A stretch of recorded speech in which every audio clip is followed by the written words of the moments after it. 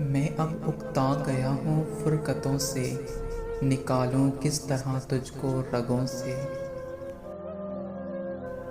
जुदाई ताक में बैठी हुई थी, मोहब्बत कर रहे थे मशवरों से।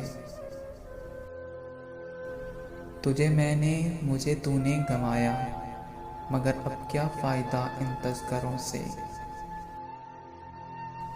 दुआएं हो गई न रद्द तुम्हारी, मैं कायल ही न था इन फ़लसफ़ों से।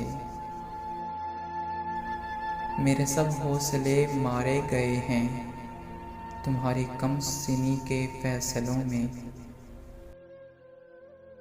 तुम्हारी याद खूनी है मेरी भी, लड़े हम किस तरह इन भेड़ियों से। वो वहशत है कि एक सोग बरपा, मैं हंसता तक नहीं हूँ कहकों से। तुम्हारे गम से हम बेजार हैं क्या, नहीं शायद, मगर हाँ कुछ दिनों से। हमारे बीच एक दीवार है अब, इसे ऊंचा करेंगे नफरतों से।